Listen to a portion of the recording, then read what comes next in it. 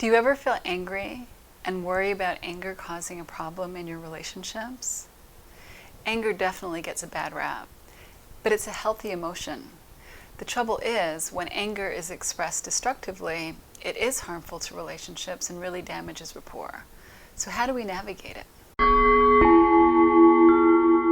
Welcome. It's wonderful to have you here with me for Rohini's Relationship Tips.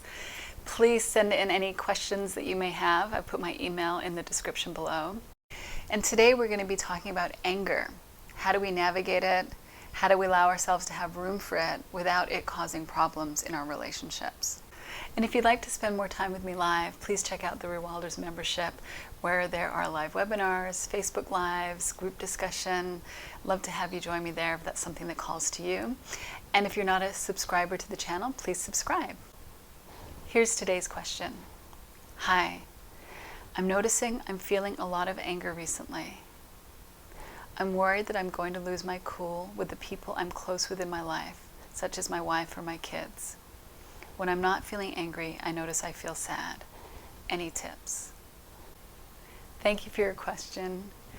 And the fact that you're asking the question says to me that you are aware of not wanting to express your anger destructively. This is not something that you're doing unconsciously, which causes so many problems in relationships, that you care and that you genuinely want to look toward how to take care of yourself in a way that doesn't hurt the other people in your life. And for me, the fact that you're asking that question means that you're already on the learning curve and going to see more and more about that that's going to help you in your life. Now, you mentioned that there's anger and there's sadness, and I wanted to comment on that being very common. Often we can feel layers of anger, layers of hurt or sadness, and that's just how the human emotional experience is. It's not linear, it's not necessarily rational, it's just experience that moves through us. And anger and hurt are often connected in some way. Anger is a healthy emotion, hurt is a healthy emotion, sadness is a healthy emotion. All emotions, every single one of them, they're all healthy. And when we understand that, it's so much easier to make room for our emotional experience because we don't have to be in resistance to it. We don't have to be creating judgment against our experience and against ourselves, or make meaning up about ourselves because we're feeling angry, because we're feeling hurt, because we're feeling sad. It's just experience moving through us. Because of societal conditioning, often there's certain emotions that we feel more comfortable with, other emotions we feel less comfortable with. It doesn't mean that they're good or bad. It just means that because of our conditioning, we've become acclimatized to it being okay to feel a certain feeling and not another feeling. So for example, for me, anger was an emotion that was much more difficult for me to be comfortable with. Whereas sadness, I could be sad and I didn't have a lot of judgment on myself for feeling sad or think it meant a lot about me. Whereas anger, it felt that that meant a lot more about me. Now, this is very common, particularly for women, to have that experience. And sometimes for men are much more comfortable with feelings of anger and much less comfortable with feelings of sadness. They feel more vulnerable. So, and again, it's just about our conditioning. And those gender differences are because of our cultural conditioning and our societal conditioning. And so in terms of your question, the ability to be with our anger and to be with our sadness as it moves through us is really helped by first seeing it as normal and healthy. We are not responsible for the emotions that we have. They are a product of our nervous system and our neurochemistry, and none of that is within our conscious control. And it's really important to recognize that it's part of the innate health and intelligence within us so that we can move into cooperation with our emotional experience rather than being in battle with it or shaming ourselves because of the emotional experience we have. So really understand that it's healthy, it's normal, and it's not something within your conscious control. And relaxing into that allows feelings to flow through us and allows our health to flow through us more easily. And if we look at the health in anger, we can see that anger is part of how the body mobilizes and energizes itself. And so if we're feeling unsafe or we need to protect ourselves, then it makes a lot of sense that we would have this energy come in to take care of ourselves, so that if we need to fight, if we need to flee, if we need to do something, we've got that. And then the sadness that's there, that gets us to slow down. It gets us to get more reflective. It gets us to be more settled as we allow for those feelings to come through us. And so they all serve a role. Now, what I hear in your question is that it can feel kind of scary when you're dealing with intense feelings like anger. And it can feel like sometimes when feelings get intense that we feel compelled to discharge them.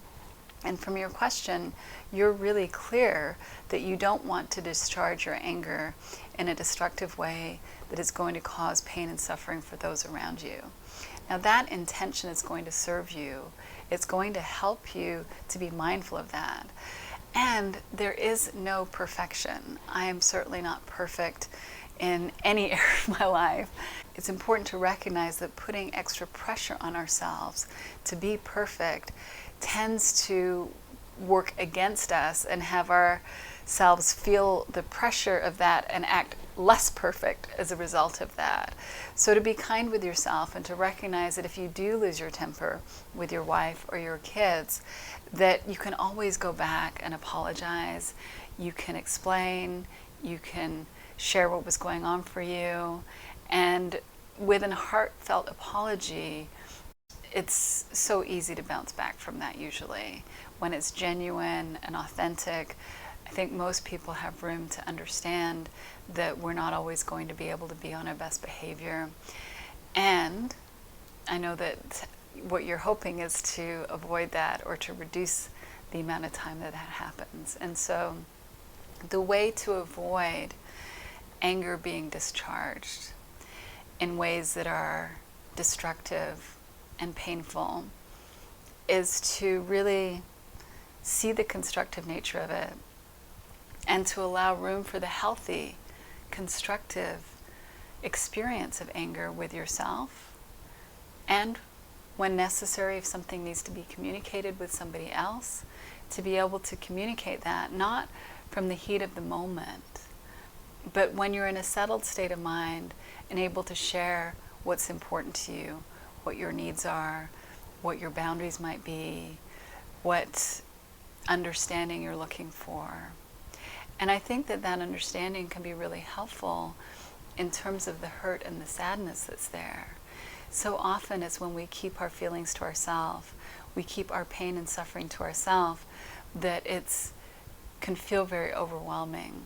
And so if you're able to share, perhaps with your wife, perhaps with a friend, perhaps with a therapist or a coach, somebody that you are able to open up to and be authentic and be yourself. If you're able to share this experience, it will allow you to be with it without the need to discharge that energy and sort of dump your anger on somebody else in order to try and stabilize yourself. The other piece that I think is really helpful for anger is to understand where it comes from. And it looks just about to everybody that anger is the result of something that happens outside of us. And whatever that thing is that happens, whether it be a person doing something or a circumstance happening, it looks like that is the source of our anger. And I came across this story by Thich Nhat Hanh that I thought is a wonderful illustration of how anger doesn't really originate from outside of ourselves. It really arises from within. And it's not the external that causes the anger. It is the internal experience of our angry thinking arising within us and us identifying with it that causes the experience of anger. Now I want to be really clear that when I say the experience of anger arises from within, that doesn't mean that there aren't events that happen in our life that are unacceptable, that are hurtful, that are harmful. It's not a commentary on what's happening outside of us. And so I'm not saying that I condone any behavior that is harmful to another human being, but it is really helpful and empowering to understand how our experience is created from within. And with that, we can still address what we need to address outside of ourselves, but it doesn't have to be addressed from an angry place. And when we're able to address things outside of ourselves, conversations with other people, addressing circumstances from a centered place within ourselves, we're so much more productive at taking care of what's needed.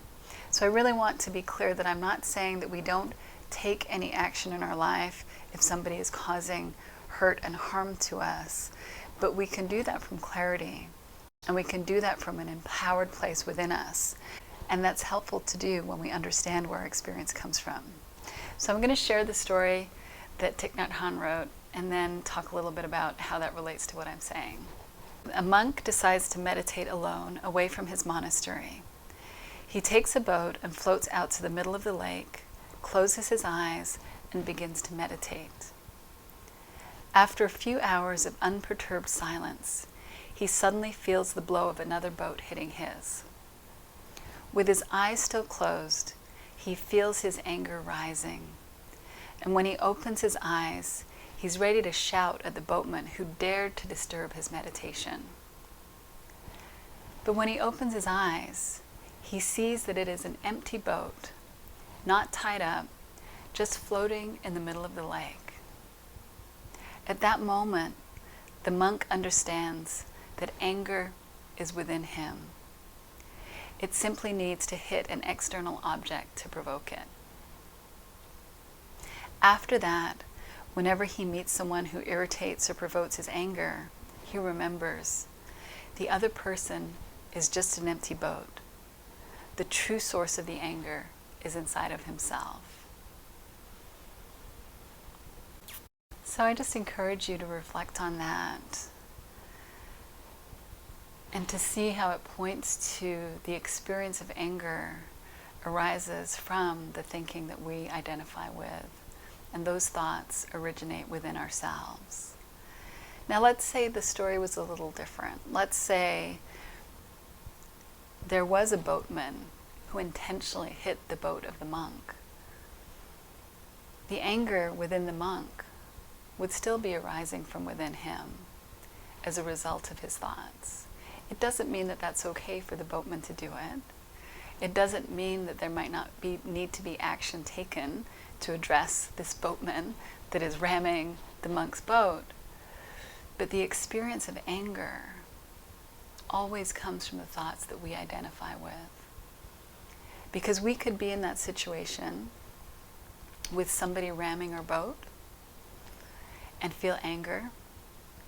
We could be in that situation of someone ramming our boat intentionally and not feel anger because we see their psychological innocence.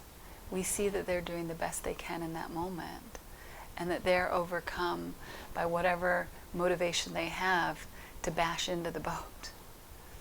Now that doesn't mean that if somebody is trying to hurt us or do something to us that is harmful, that we can't take care of ourselves and protect ourselves. But the experience of anger is still coming from within when it arises. Why that's so important to me is because it has been so empowering to recognize that the experience I have is my experience. It's not caused by somebody else. I'm not a victim to someone else in terms of what my experience is. That doesn't mean that I can't be a victim in life. It doesn't mean that somebody can't come and punch me or hit me or hurt me or do something to harm me. I could be a victim of that. But in terms of the experience that arises within me, that is mine. It comes from me. And what's so empowering about that is that when it's coming from within me, I know how to take care of myself. based on my experience. I may not be very good at fighting off an attacker. I could probably learn a few skills there. But in terms of being with my experience, I can be with that. And I can be with that much more easily because I know it arises from within, and that all I need to do is to make room for it and allow it to move through me. Because the nature of my nervous system and the nature of my mind and the nature of my emotional experience is to settle. And that is true for every single one of us. And if I keep that emotional energy going by focusing on those thoughts and magnifying them and expanding the emotional experience, then yeah, the experience will hang around longer. And if I do that to such an extent that the energy becomes too intense and too much for me to handle, then I'm probably going to discharge it in an unconscious way that may look like a destructive expression of anger or something else.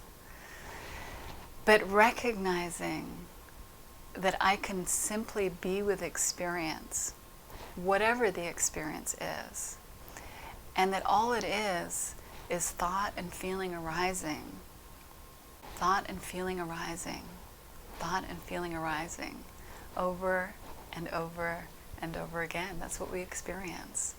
All of the emotions we experience throughout the day, it's the same thing. Thought and feeling arising, ebbing, flowing. And some feelings at certain times feel more intense than others.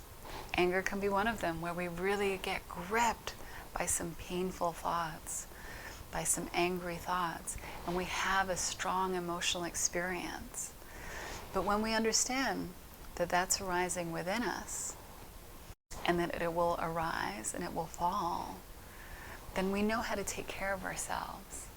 I know that taking care of myself when I'm experiencing an intense emotion, the best way for me to do that is to open to the experience, to open to it, not to constrict around it, to open to it fully and to allow it, because I know that's going to allow it to move through me more quickly. And I'm going to be less likely to act out from that place in a reactive way. And how simple is that, to simply open to experience? You know, it takes some practice maybe, but I think we all know the difference between being constricted and open. And so we can relax around our feelings. We'll get ideas that occur to us in the moment as to how to take care of ourselves with the experience that we're having. And we can trust those instincts. And often, for me, if I'm feeling anger or if I'm feeling stress or anxiety, I'll often go to my breath and I'll practice some pranayama, because I know how that helps me to settle my mind and to settle my nervous system. I'm just naturally inhaling now just talking about it. But you'll have your things. And I love to walk in nature. I love to play with our pets. I love to check in with my kids and see how they're doing, have a conversation, or talk to Angus. Like, these are all ways that are part of my self-care. You have yours. They might be very different than mine. Some people love to go running. That's not something I love to do, but I know people love to do that. Some people love other forms of physical exercise. You know, I love to read a book. I love reading novels. So these are all different ways of self-care. The most important thing to understand is it's not the specific self-care technique or activity that's important. It's, are you having the experience of opening to what is and allowing your mind to settle? That's what's important, because that's how things work.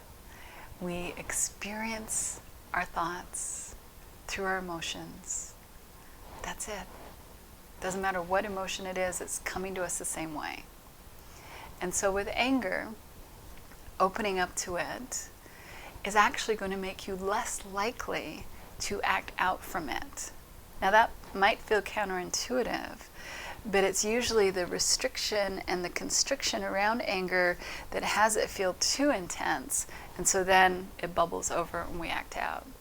So based on your question, my tip is to allow yourself to experience the feeling. 1, see the health in it. 2, allow yourself to open to it rather than to try and control it or restrict it, and just let it move through you. And as it's moving through you, if it feels uncomfortable, if it feels overwhelming, listen to your common sense about how to take care of yourself while you're in the intensity of the experience. And you'll get an idea that will occur to you, and simply follow that. Now, emotions don't usually take very long to move through us. I've had clients that I'm speaking with be resistant maybe to some tears when we're talking with each other. And when they relax and open to it, the tears will come through, and they maybe will last 30 seconds. And they'll be like, is that it? I'm like, yeah, I guess that's it. That's all that's needed. So often we resist emotions thinking that it's going to be more intense, overwhelm us, that we'll be consumed by them. And it usually is a storm in a teacup.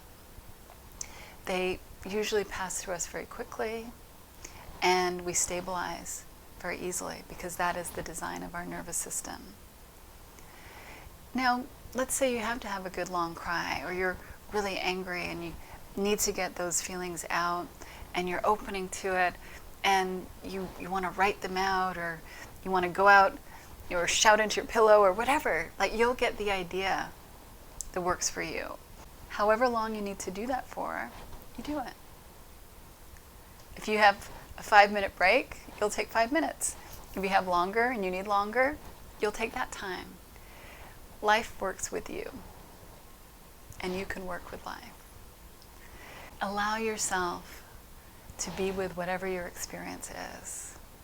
Let it move through you, and allow the wisdom to reveal itself to you. That's something I've noticed is as I open to my emotional experience rather than constrict around it or resist it, there's understanding that's in there as well. There's common sense, there's wisdom, there's something helpful usually within that that allows me to integrate that and take that forward with me in my day-to-day life.